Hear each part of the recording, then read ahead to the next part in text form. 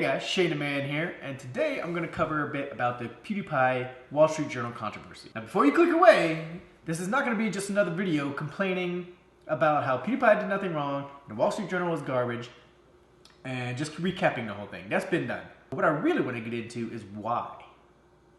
Why did the Wall Street Journal attack Pewdiepie? And what was the motivation? Why did a reputable business news association need to go after a YouTuber?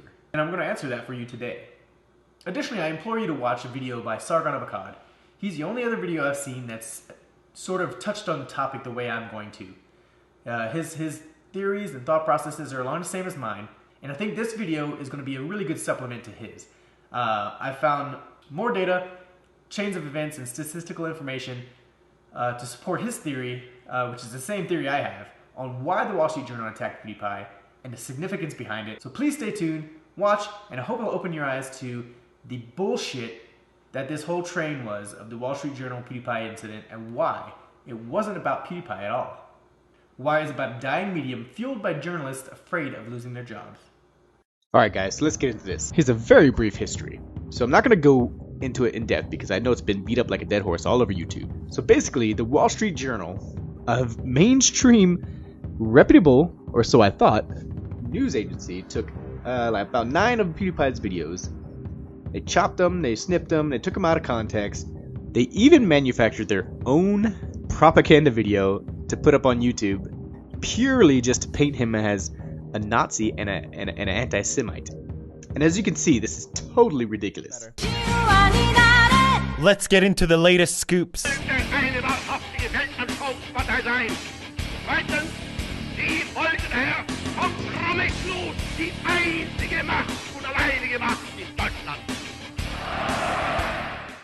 So they wrote an article, they took this video that they made out of context, and brought it to Disney and Google. No, they didn't bring it to PewDiePie. They brought it to Disney and Google to force some kind of reaction, which ultimately led to Disney dropping PewDiePie from Maker Studios, and also Google dropping his second season of his Scare PewDiePie series on YouTube Red.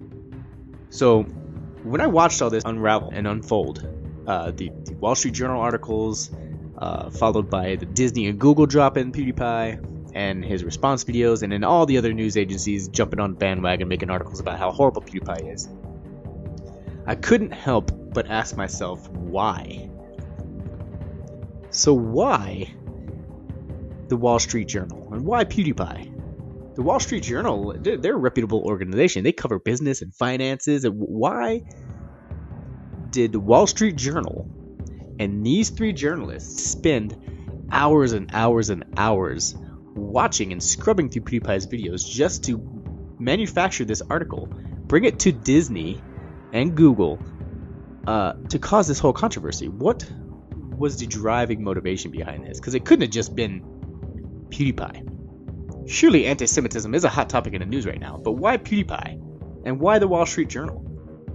Couldn't they have written about the anti-Semitic allegations surrounding Donald Trump like everybody else? Why would the Wall Street Journal and these 3 particular reporters, one a technology specialist, one specializing in reporting on Disney, and one specializing in reporting on Google, care about a creator on YouTube over the president as a news source, or anything else for that matter? Even if you discount the fact that you won't find any real negative reporting on the Trump administration ever done by the Wall Street Journal or any of its sister companies owned by News Corp, which is a story for another time, I still was left with the question, what was the purpose? And so I did some digging, and what I found opened my eyes quite a bit. Right? It wasn't about PewDiePie. It wasn't about racism. If they wanted it about that, they could have just dropped an article. They could have dropped an article about PewDiePie being such a Nazi and such a racist and anti-Semite and whatever they wanted. And that would have been that. They would have had all kinds of views. They would have had probably increase in subscriptions to Wall Street Journal just to read that. But that's not what they did. They manufactured this information. They brought it to Disney and they brought it to Google to force a reaction. Because they didn't care. They didn't want PewDiePie. PewDiePie was just a conduit. PewDiePie was the conduit they used to get this into the eyes of millions and millions of people. Not only on YouTube, but the audience that doesn't live on YouTube. Everybody outside of YouTube. The brands. And I think PewDiePie said it best in his response video. No, it always just comes back to the money. The Sargon of Akkad also touched on this in his video, and I think he's the only other video that I've seen whose thought processes are on the same wavelength as mine. And I think you'll find my video here to be quite the supplement to his. I implore you to watch it. I think it's a really good video. See, I found different data and different statistical points to talk about why and what the motivation may have been behind why the Wall Street Journal picked PewDiePie and why they even instigated this whole debacle in the first place. You see, the real answer is a bit more complicated than that. See, PewDiePie is seen as the face of YouTube. His 53+ million subscribers, by far the biggest YouTube channel ever.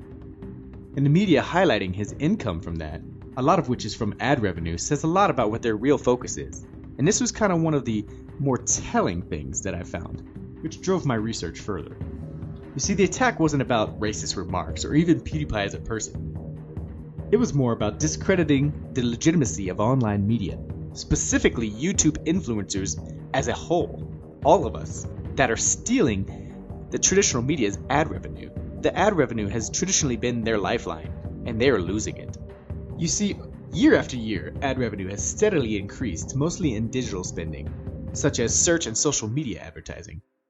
Search meaning Google, paid searches, things like that, and social media meaning Facebook, Instagram, as well as YouTube video. While it has increased in digital, it has continued to drastically decline in other forms of media, most significantly in traditional print, which includes newspapers such as the Wall Street Journal and magazines. Globally in 2016, ad revenues grew to $493 billion, with $178 billion of that being in digital advertising. 50% of that $178 billion in digital advertising is attributed to paid search, mainly Google, while the second largest portion is social media / videos such as Facebook, Instagram, and YouTube. Now, this increased spending in digital media advertising isn't new money. This isn't more money that companies are throwing into their advertising budgets. This is money that is being reallocated from traditional print media such as the Wall Street Journal. You see, while the digital spending increased, traditional print media, even while factoring in digital formats of traditional print such as Wall Street Journal Online, still experienced a decrease of -7%. This 7% decrease in ad revenue, combined with the 7% decrease in newspaper circulation, both print and digital, has been putting financial strain on the industry, and the Wall Street Journal is not immune to this. In fact, particularly for our friends over at the Wall Street Journal, things have not been going very well at all. Just 3 months ago, at the end of October, early November, Wall Street Journal acknowledged that the financial burden of decreased ad revenue has been putting a strain on its operations, while also offering buyouts to all 1,500 employees, stating that a substantial number of employees would need to take the buyout to avoid layoffs. This event came as a shock to many, as usually the Wall Street Journal was immune to such things. Then last month, on January 31st, it was reported that the Wall Street Journal was starting layoffs and cuts in line with its 2020 strategy. You see, it wasn't about PewDiePie at all. He was just a conduit they used to catapult this into the eyes of the world. Instead of riding an attack on PewDiePie, they intentionally brought it to Disney and Google first. They knew what they were doing. Of course Disney and Google weren't going to sit there and have the Wall Street Journal print headlines saying that Disney and Google support Nazis. But in forcing a reaction by Disney and Google, the Wall Street Journal was able to push the agenda that online influencers are dangerous and risks to companies to trust to promote their brands. And as you can see, in the days since this incident first dropped, the stories and headlines have moved away from PewDiePie so much as an individual and more onto the fact that influencers online, specifically YouTube, are dangerous. And it is dangerous and irresponsible for companies to use us and use the influencers on YouTube for their advertising. You see, the Wall Street Journal is dying. Their budget used to be more than 50% of ad revenue, which has now gone down to at least 1/3, and continuing to decrease every year. They're facing layoffs, they're combining portions of their company, closing other sections. They are in trouble, and this is their last gasping breath of a slow death of an irrelevant medium. And who better to attack than the new guys, the innovators, the influencers that are taking their ad revenue indirectly the ones responsible for their death. Fortunately, 54 million plus people can see through their pathetic journalism and inflammatory video. All it served to do was further discredit the media and push the agenda of fake news further into the spotlight. However, as ad revenues continue to decrease from their dying media, don't expect this to be the last attack on the online industry at all. We should all be worried about this. This has set a precedent that has never before been done. A dying media is attempting to wage war on the online industry, all over ad revenue. They won't stop at PewDiePie. They're going to continue.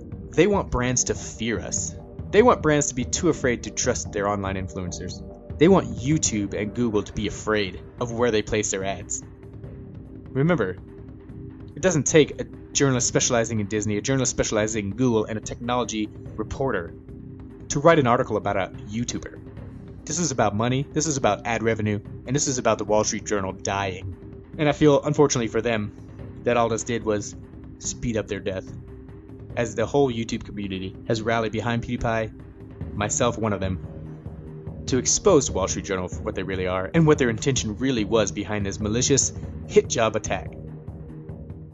Alright guys, so thanks for watching. I really hope this opened your eyes on why this whole controversy happened to begin with, and why it's not about PewDiePie, it's not about racism. The Wall Street Journal doesn't care. What they really care about is their bottom line, and the people and the mediums that are affecting that. So like, subscribe, leave some comments down below, let me know what you thought. All the links are below for any articles that I've used and referenced in my video, as well as supplemental videos by Sargon of Akkad and PewDiePie. If you guys want to go check them out, please do. Again, I implore you to please watch the Sargon of Akkad video. It was really good, and it's right along the lines of my thinking. This is not my usual format, my usual content, so it took me longer than I wanted to. And yeah, so with that, I stay with PewDiePie, Felix, Brofist Man, fuck the Wall Street Journal, until next time.